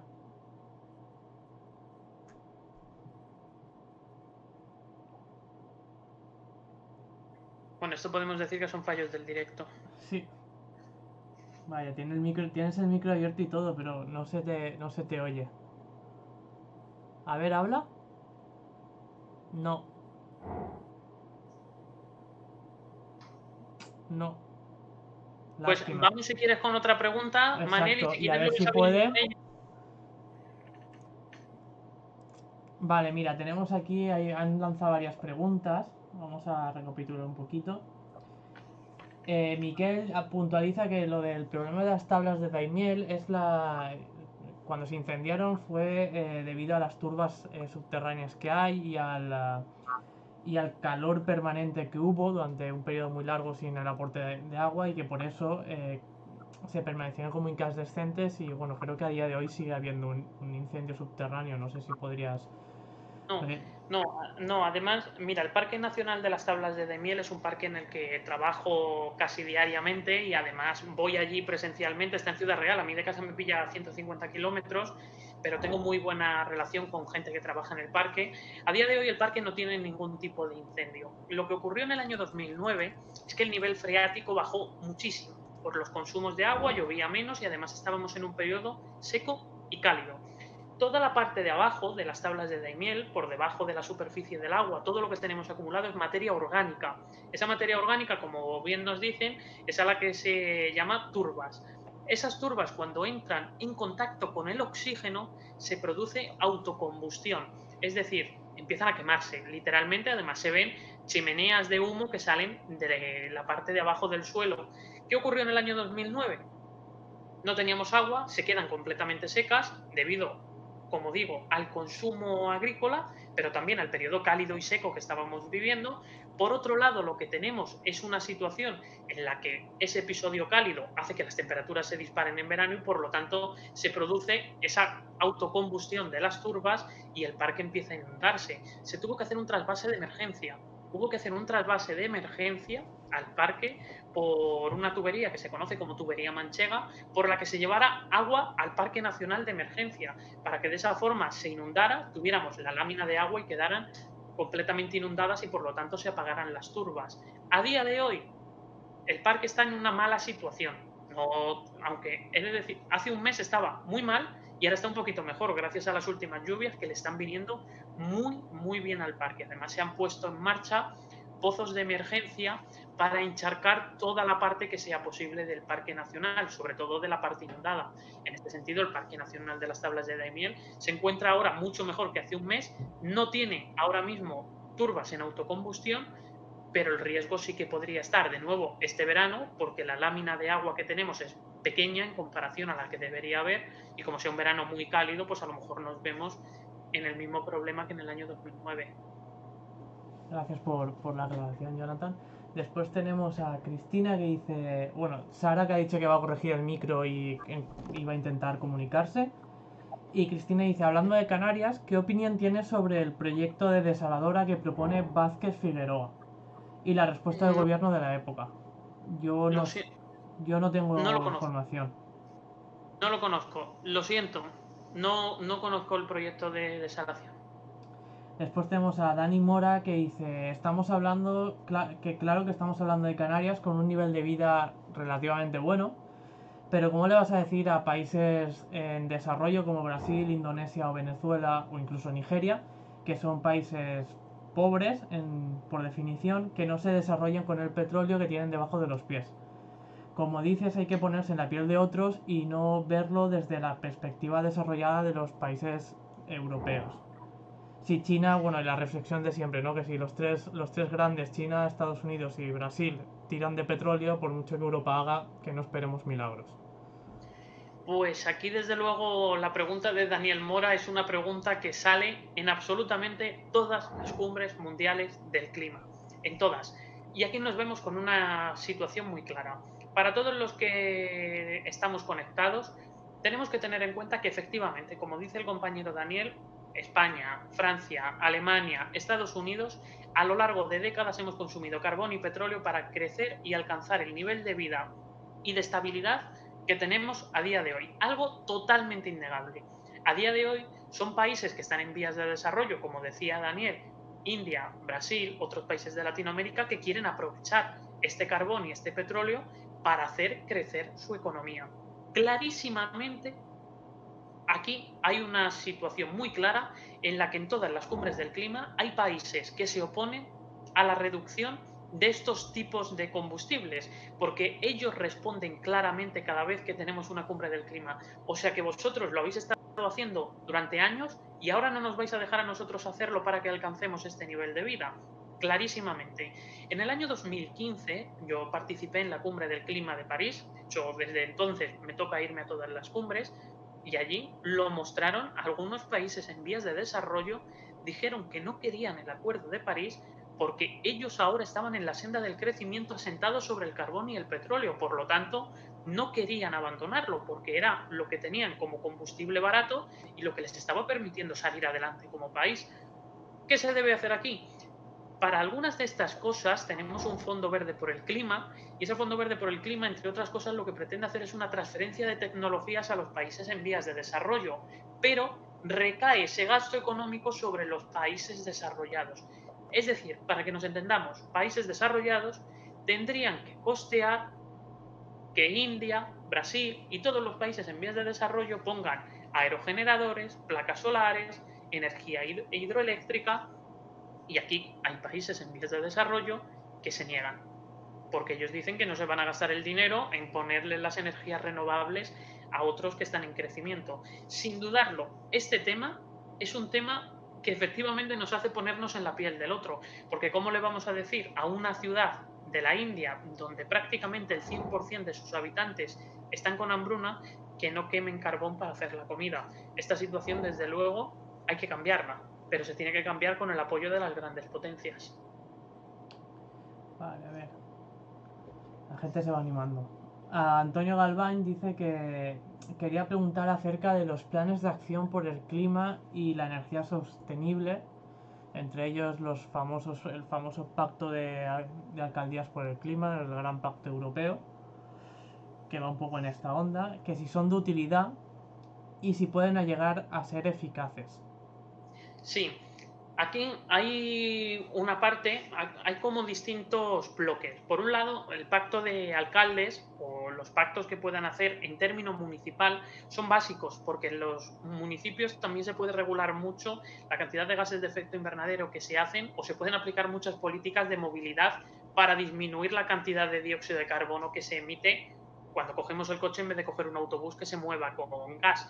Entonces, aquí los ayuntamientos pueden y deben participar muchísimo.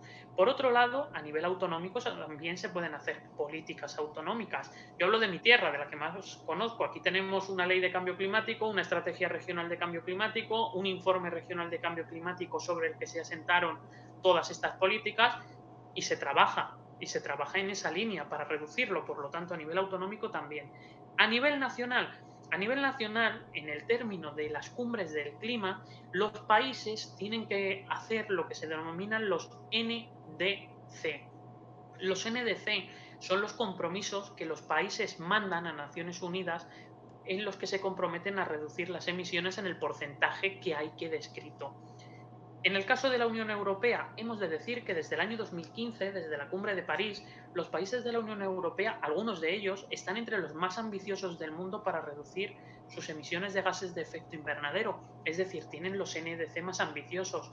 Chile, por ejemplo, además yo lo recibí por correo electrónico, sacó su NDC hace 4 o 5 días. ¿Qué ocurre con estos NDC? Cuando se ven los de todos los países, hay algunos que apuestan muchísimo y hay otros que no apuestan nada. En términos mundiales, los NDC que se han presentado hasta el año 2019 y desde el año 2015, juntándolos todos, no eran suficientes para evitar que la temperatura media del planeta aumentara en más de 2 grados. Esos NDC nacionales, todos juntos, que tenemos que trabajar todos juntos, en la Cumbre del Clima de Chile, que se celebró en Madrid este año pasado, se vio que no eran suficientes para limitar la temperatura por debajo de los 2 grados de aumento. Por ese motivo, la Cumbre de Madrid parte con mucha ambición, parte con la ambición de intentar que esos NDC vayan a más. Al final no se consiguió, no hubo mayor ambición, no hubo prácticamente nada y no salió nada. ¿Cuándo se espera que haya mayor ambición? En la Cumbre del Clima de este año, en Glasgow, que ha quedado aplazada de momento al año que viene. Ya veremos a ver qué pasa con esta Cumbre del Clima. Pero ahí tenemos la situación en la que todos estos países tienen que luchar y, por supuesto, todos los países que entre ellos se puedan unir para intentar empujar a los que no quieran es necesario. La Unión Europea se ha intentado unir para empujar a Estados Unidos. También se sumó China, también se han sumado otros países y Estados Unidos finalmente se ha salido del Acuerdo de París. De hecho, sabemos que su actual presidente, esto del cambio climático, no va con él. Sí, la verdad que es un negacionista nato. Voy a intentar juntar un poco un par de respuestas que hay por aquí sobre el tema de la desaladora de Canarias que nos decían antes. Nos explican que el proyecto era una planta desaladora por osmosis inversa en la que por las noches con energía barata desalaban y durante el día se dedicaban a bombearla a altura para después generar el, el reparto entre los diferentes usuarios. Y que Cristina puntualiza que se desestimó porque se ve que se constató que estos cables eléctricos tenían algunas implicaciones con las aves, que creaban algunos aspectos negativos con las aves. Yo no conocía este proyecto. No, yo tampoco, la verdad es que no lo conocía, pero bueno, está bien saberlo para informarse un poquito más de un tema de un impacto ambiental que finalmente queda sin hacerse. Sí, y después Dani Mora vuelve a la carga y dice que llevamos unos años bastante normales por zonas de precipitaciones, sin embargo saltan alarmas de sequía en cuanto que tenemos una temperatura de seca, sumando otoño y primavera.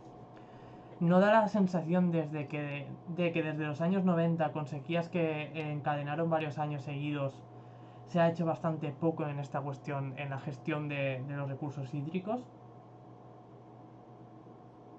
Sí, pues aquí no me cabe la menor duda que, como dice Dani, que además conoce los temas meteorológicos y climáticos muy bien, lo cierto es que el tema de las sequías se pone mucho el foco.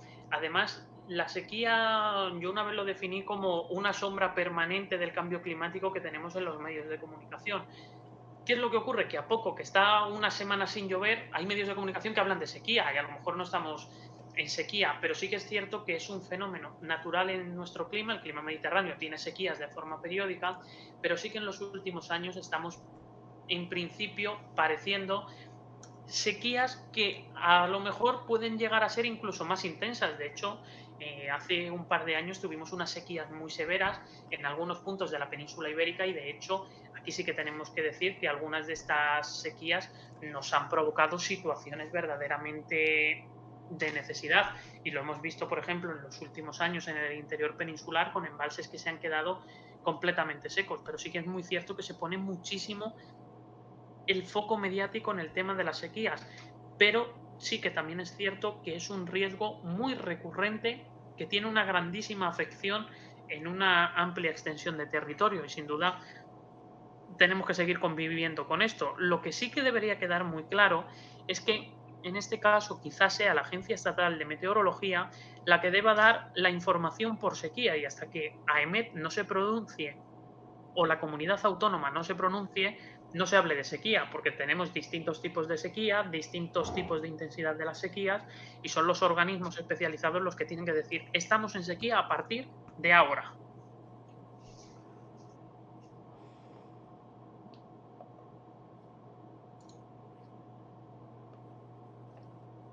Bueno, aquí siguen hablando de lo de Vázquez Figueroa. Miquel Aguruza pone un artículo de prensa. Luego intentaré copiarlo y transcribirlo cuando resubamos esto. Y luego dicen por aquí que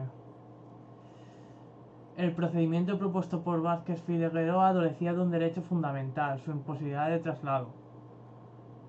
Y Dani Mora dice que en el Levante llevan unos periodos más húmedos en estos meses pasados. Sequías fuertes no tenemos como las de los 90 últimamente. Y te puntualiza una cosa que has dicho en la presentación, que los menos 30 grados fueron en Calamocha. Sí, es cierto que los 30 grados bajo cero fueron en Calamocha, en Teruel, pero la temperatura mínima establecida como récord en un municipio dentro del municipio, es la de Molina de Aragón, en Guadalajara. De hecho, estoy mirando y quiero recordar que la de Molina de Aragón se quedó en menos 27, algo, pero fue en el pueblo.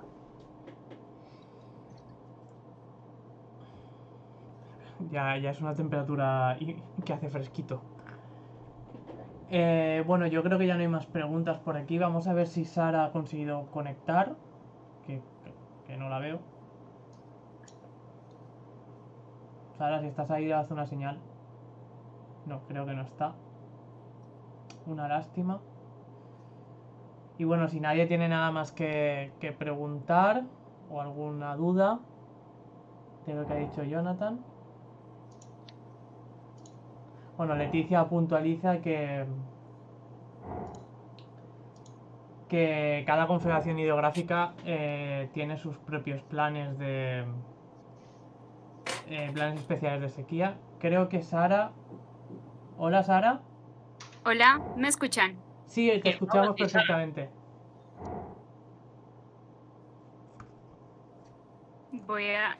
Ya me estoy... Ahí Hola. estamos. Hola, se te escucha perfecto. Ah, qué bueno. Bueno, solamente quería agregar un poco más de lo que han dicho algunos compañeros y Jonathan acerca de estos países tercermundistas. La verdad es que los países desarrollados se han apropiado de muchas cosas de nosotros, pero no quiero como venir aquí a culpar ni nada. Quiero aclarar que sí está como esa relación intrínseca entre el debate del cambio climático y la economía. Entonces, ¿qué prima más? ¿Nuestra vida o nuestra economía? Y eso la verdad es que es muy problemático porque en países como estos, yo vivo por ejemplo en Colombia y se ha visto mucho ese contraste entre lo que se quiere, esa vida, la conservación del planeta, la conservación de los animales, la conservación de los ecosistemas y obviamente qué economía nos trae eso, qué beneficio nos trae eso. Entonces, principalmente aquí se ha visto mucho desde de parte del gobierno. Entonces, es muy problemático eso. Y yo creo que el tema de esta conferencia o de este foro, la verdad es que ¿qué sigue después de esto del COVID-19? Y es seguir luchando, seguir pensando alternativas, como lo decía Jonathan, acerca de cómo equilibrar un poco este asunto de si esos, digamos, lo sigue lo que quiere el ser humano en cuanto a la economía y también lo que quiere o lo que es beneficioso para nosotros en cuanto al medio ambiente, en cuanto a cómo lo debemos cuidar. Pues muchas gracias, Y Sara, muchas gracias a Jonathan y a todos los que están conectados. La verdad, sus aportes son muy valiosos para mí. Yo estudio licenciatura en lengua castellana y literatura. Y bueno, la verdad es que no tengo mucho que ver, pero también es como con la línea de lo que decía Jonathan. Todas las áreas se deben transversalizar cuando se trata del cambio climático, de algo que nos une, algo tan particular, pero que realmente nos une a todos. Muchas gracias. Muchas gracias a ti, Sara, por compartir esas palabras. Y nada, que sepas que estás invitada a todos los webinars que estamos organizando el colegio, que están abiertos a todo el mundo. Contra más opiniones, mejor. Juan Carlos Cuevas te pregunta, Jonathan, si en tu opinión hay suficientes mecanismos para trasladar el conocimiento científico. Ay, que la he perdido, espera. Aquí. para trasladar el conocimiento científico a las acciones, no solo en términos de mitigación de impacto, también en términos de adaptación, ¿no? El gran concepto que tiene Europa hoy en día, que es pasemos la fase de mitigar y vayamos a la fase de adaptarnos a lo que viene. Cómo trasladar los escenarios de cambio climático en la ordenación del territorio, cambios de cultivo, etcétera. Sí, pues antes de responder a Juan Carlos, darle las gracias a Sara por la intervención, y esto nos muestra que muchas veces las cosas no son como las vivimos nosotros desde casa, como lo vemos desde nuestro cómodo sofá con los pies puestos encima de la mesa, mientras tenemos la comida en la nevera llena y demás. Cuando uno se va a países que tienen una situación algo peor que la nuestra o mucho peor que la nuestra, cambian mucho las percepciones. Y muchas veces el ecologismo se intenta imponer sin hacer pedagogía. Y esto es algo que yo tengo muy metido, y es que en las cumbres del clima lo vemos, queremos imponer a golpe de clavar la bandera lo que queremos hacer los próximos años, sin darnos cuenta de la realidad que tienen otros países. Así que agradezco muchísimo a Sara la intervención que ha hecho, y que nos vaya contando poco a poco, que se quede con nuestros contactos y que por favor nos vaya contando qué ocurre por allí con eso que nos comentaba. En cuanto a la pregunta de Juan Carlos, pues la verdad es que es una pregunta que ojalá tuviéramos la solución de cómo trasladar esos escenarios para adaptación. A día de hoy tenemos que divulgar muchísimo el cambio climático. El cambio climático tenemos que intentar divulgarlo y hacer pedagogía. No quiero decir imponerlo, quiero decir hacer pedagogía con el tema del cambio climático. Por suerte o por desgracia, para mí, por desgracia, tenemos muchísimas personas que esto del cambio climático todavía no se lo creen y que dicen que esto no existe. Tenemos que hacer pedagogía, tenemos que educar sobre el cambio climático, tenemos que mostrar los efectos, tenemos que mostrar los impactos y tenemos que mostrar todas las soluciones posibles, y quizá ateniéndonos a un mecanismo de daños y pérdidas que podamos tener en los próximos años. Tema de ordenación del territorio. Como geógrafo, y todos los geógrafos que aquí estamos, nos toca muy de cerca la ordenación del territorio. Y sabemos que una mala ordenación del territorio puede multiplicar por 1000, por 2000 o por 100.000 los efectos que pueda tener el cambio climático.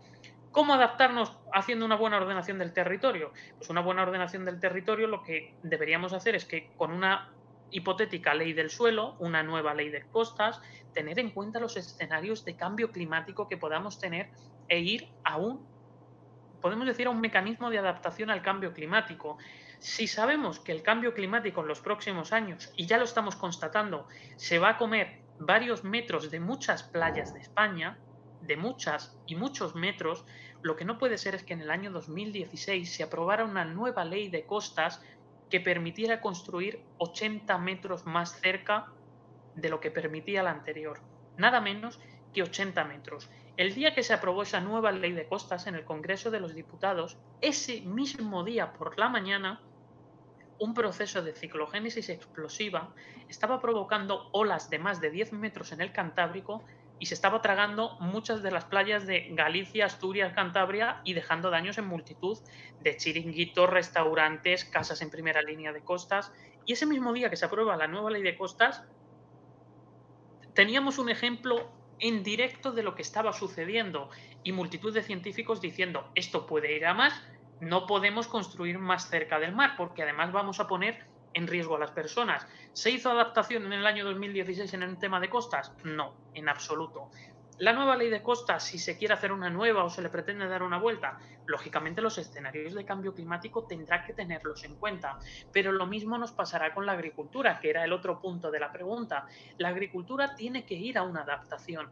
Si sabemos a día de hoy, y lo comentábamos antes, que tenemos acuíferos que se están deteriorando a una velocidad alarmante porque estamos consumiendo ese agua, y por otro lado llueve menos, esos acuíferos no se van a recargar, no vamos a tener agua para regadíos que salga de ese acuífero. Por lo tanto, ¿tiene sentido seguir dando licencias de regadío y hectáreas de regadío en zonas en las que podemos saber que no vamos a tener agua? Pues eso es un mecanismo de adaptación. Quizá no, quizá tenemos que hacer unos nuevos cultivos que nos permitan adaptarnos a la nueva realidad climática que podamos tener. La adaptación es costosa y la adaptación puede ser muy costosa en algunos casos. Por eso tenía al mecanismo de pérdidas y daños. Quizá ahora invertir en adaptarnos al cambio climático nos salga mucho más barato que no pagar los efectos que pueda tener en los próximos años. En algunos temas de urbanismo y relacionados con la sociedad, se sabe que un euro que inviertas hoy en adaptación, al menos en el año 2050 serán 4 euros de beneficio o por lo menos de ahorro. Por lo tanto, la adaptación también tiene que partir que el gasto que tenemos que acometer para cambiar cultivos, para cambiar la ordenación del territorio o para quitar un chiringuito que esté en zona inundable, eso puede conllevar un gasto. Pero es que ese gasto que nos puede conllevar a lo mejor es menor que perder la vida de una persona porque estaba en zona inundable en el momento de una inundación. O sea que esto clarísimamente tenemos que ir a ello y, en mi punto de vista, haciendo mucha pedagogía y educación a los ciudadanos y a los responsables de políticas de todos los niveles. Muchas gracias, Jonathan. Cristina pregunta que... y que se me ha ido. Que si crees que se están implantando las iniciativas a lo loco y a ver si alguna tienen suerte y funciona. ¿Iniciativas? ¿A qué tipo de iniciativas se refiere Cristina? Le animo a que ponga otra pregunta y nos diga qué tipo de iniciativas se refiere. Y si quiere pasamos a la siguiente pregunta, mientras Cristina nos dice. Tenemos a otra Sara que pregunta, después del COVID y de la crisis, ¿crees que habrá un cambio de mentalidad en la sociedad para poder hacer fuerza y provocar un cambio en el modelo energético y económico, con mayor conciencia climática y ambiental? ¿O más bien será un corto periodo de dudas no duradero y se volverá a lo anterior, combustibles fósiles y explotación? Pues creo que la pregunta de Sara es totalmente acertada para la situación actual. Creo que lo que ocurra, ese punto de inflexión, lo vamos a tener en función de la divulgación que hagamos hoy. Ahora mismo estamos metidos de lleno en esta maldita crisis sanitaria que nos está destrozando en todos los sentidos, en todos, económicos, sociales, psicológicos. Está siendo un auténtico desastre. Si ahora mismo hacemos esa labor que decía antes de educación, pedagogía, e intentamos motivar un cambio de conciencia que ya se venía motivando en los últimos años, quizá podamos tener ese punto de inflexión que nos permita ir a una senda de crecimiento sostenible. A lo mejor, si no hacemos nada, podemos ver una situación como la que pasó en el año 2008-2009 con la llegada de la última crisis económica. Volvimos a la senda del crecimiento.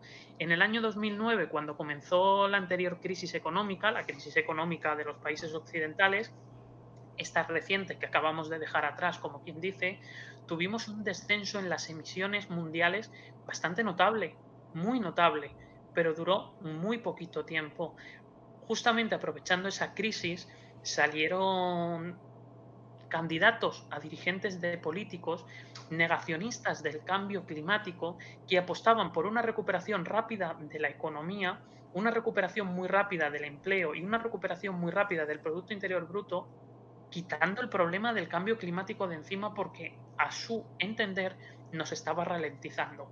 Aquí no tengo que decir que nos salieron negacionistas como Donald Trump, como Bolsonaro, como el presidente de Turquía, incluso en España tuvimos algún político que también negó estos asuntos. Ahora mismo estamos justamente en esa disyuntiva. Justamente, por lo tanto, depende de la labor que hagamos hoy, lo que queramos tener mañana. Por eso, justamente, cuando desde el Colegio de Geógrafos me invitaron a esta charla, dijimos, llamemos a esto que pasará con el cambio climático después del COVID-19. Tenemos que empezar a trabajar en estos asuntos y tenemos que trabajar muchísimo en ello todos los que estemos convencidos. Muchas gracias, Jonathan. Bueno, hemos tenido aquí bastantes preguntas. Dice Miquel que si se han adelantado las tormentas de granizo, que antes eran solo en verano. Sí, aquí sí que le digo a mí, por supuesto, no, las zonas de España tiene una variedad geográfica y climática interesante y eso hace que varíen las distintas zonas de España. En el caso de Castilla-La Mancha, y me vengo a la comunidad autónoma en la que me llevo trabajando en temas de cambio climático muchos años, aquí sí, Aquí sí, en la primavera estamos teniendo muchas más tormentas que antes. Y además, también la torrencialidad. Antes, igual que mostraba en algunos gráficos número de días por encima de 30 grados y número de días por debajo de 0 grados, también hicimos número de días con precipitaciones superiores a 30 litros por metro cuadrado. Y en algunas zonas, no en toda Castilla-La Mancha, pero en algunas zonas aumentaba muchísimo, especialmente en el sureste de la provincia de Albacete. Ni siquiera en toda la provincia, solo en el sureste. Ahí, geográficamente, hay una zona que conocemos como pasillo de Hellín-Almansa, que conecta muy bien con la costa mediterránea. A través de esa zona del pasillo de Hellín-Almansa se canalizan muy bien los flujos de humedad, pero muy bien. De hecho, podemos llegar a tener humedades casi como si estuviéramos en la costa, porque se canaliza perfectamente a través de ese pasillo. ¿Qué es lo que ocurre? Que en esas zonas, como el Mediterráneo está más caliente, tenemos más humedad que nos llega, ante cualquier situación atmosférica que nos pueda provocar tormentas, especialmente las gotas frías barra depresiones aisladas en niveles altos, nos producen ese efecto disparo continuamente de las tormentas y tenemos episodios de granizo que son verdaderamente severos. De hecho, como curiosidad, tuvimos una granizada hace pocos años en un humedal protegido que se llama la laguna de Pétrola, y en la laguna de Pétrola hace unos años la granizada mató a cientos de flamencos. A los flamencos no les dio ni tiempo a irse. Esto basta con ponerlo en Google, granizada Pétrola Albacete, y las imágenes son desde luego brutales de cómo la granizada se llevó por delante todos los flamencos que había en la laguna. La verdad que sí que es cierto que en el centro peninsular estáis teniendo bastante más granizo que nunca, pero... Mira, tenemos la contestación de Cristina a la injerencia que le hemos hecho. Que a ver, que está aquí, que no se me vaya.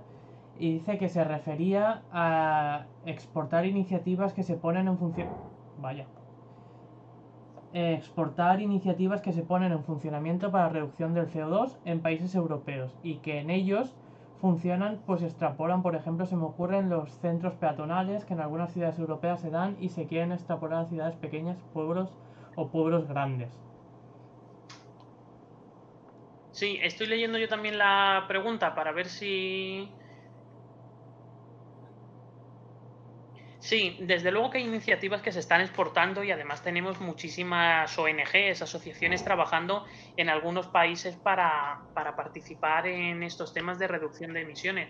Por lo tanto, sí que se está haciendo mucho. Además, hay un fondo verde por el clima que los países en vías de desarrollo utilizan para llevar este tipo de cambios a los países que están en vías de desarrollo. El fondo verde por el clima, cada país tiene establecido el dinero que pone, pero en estos países negacionistas ya tenemos algunos presidentes que han dicho que no van a poner nada para el Fondo Verde por el Clima, por lo tanto va a ser también un problema serio en los próximos años.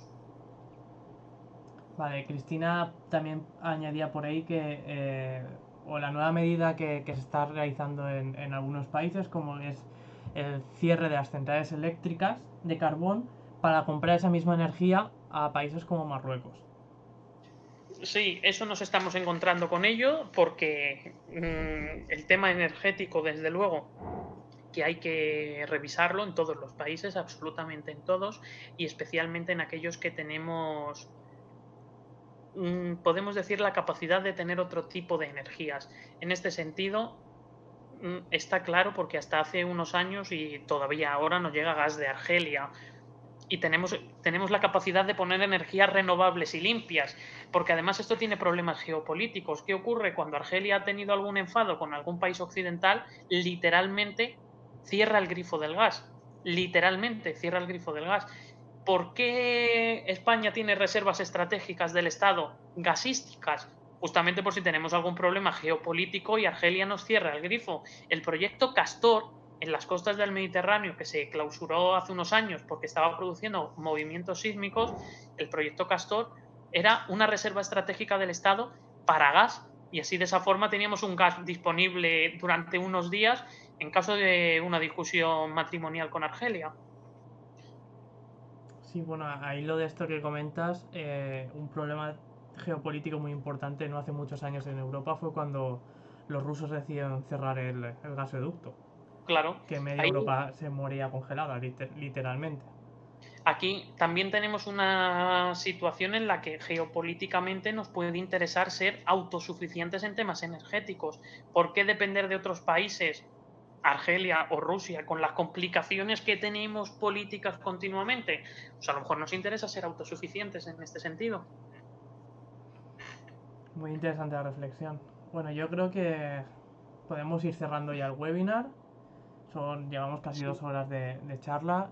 Yo creo que ha sido muy interesante todo lo que nos has contado, Jonathan. Muchas gracias por aceptar la invitación y participar.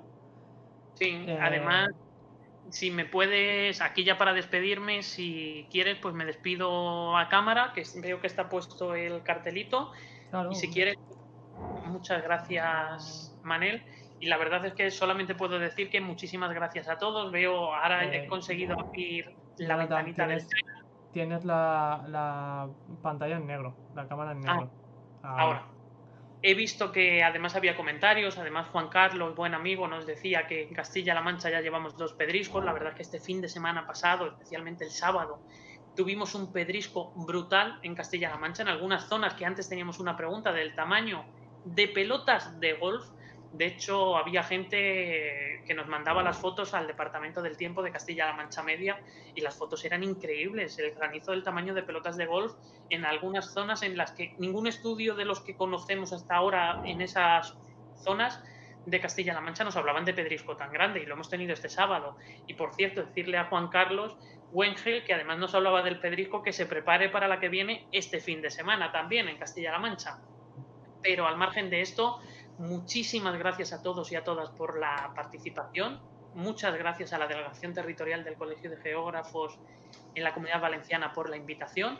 Hoy es el Día de la Tierra, me parecía un día muy bonito para tener este webinar, esta charla, y aquí estamos dentro de la comodidad, cada uno desde nuestras casas o desde nuestro despacho, nuestra zona de trabajo, pero casi que podemos decir que es una comodidad incómoda. Ojalá hoy esta charla hubiese podido ser presencial con todos vosotros delante y al acabar pudiéramos darnos un abrazo, un apretón de manos como solemos hacer cuando acabamos las conferencias. Tenemos que limitarnos a la tecnología que tenemos, que por lo menos nos permite estar unidos, pero muchísimas gracias a todos por haber compartido estas 2 horitas de la tarde. Yo, desde luego, me lo he pasado bien, me ha gustado mucho las percepciones que hay. Invito a todo el mundo a que estemos en contacto. Cualquier persona tiene los correos de la Delegación Territorial del Colegio de Geógrafos o el mío propio para que podamos seguir en contacto. Los trabajos tienen que ser transversales. La lucha contra el cambio climático nos atañe a todos y esperemos que muy pronto bajemos hasta desaparecer la curva del virus, pero también la curva del cambio climático, porque todos tenemos que apostar por ello. Yo creo que lo tenemos muy claro. Muchísimas gracias y espero veros a todos y a todas los que habéis estado aquí presente muy próximamente y poderos dar un abrazo, un beso, un apretón de manos, que ganas tengo, y con muchos tomarme una cervecita. Pues muchas gracias, Jonathan. Lo único, recordar a la gente que el martes que viene tenemos con nosotros a Roberto Metallanes, que es ambientólogo y especialista en cartografías ambientales, que dará un formato un poco diferente a lo que hemos estado haciendo estos días. Va a dar un taller online para explicar cómo funcionan estas herramientas y enseñar un poquito a la gente a cómo gastarlo. Y nada, simplemente recordar a la gente que todo esto es posible por las aportaciones económicas que hacen los colegiados, y a todos aquellos geógrafos que estén en la sala y que no estén colegiados, que se lo piensen, porque entre todos la unión hace la fuerza. Y en estos momentos nunca mejor que la fuerza de un colectivo para salir adelante. Muchas gracias a todos y os esperamos ver el martes que viene a la misma hora por esta plataforma. Un saludo y hasta luego. Muchísimas gracias.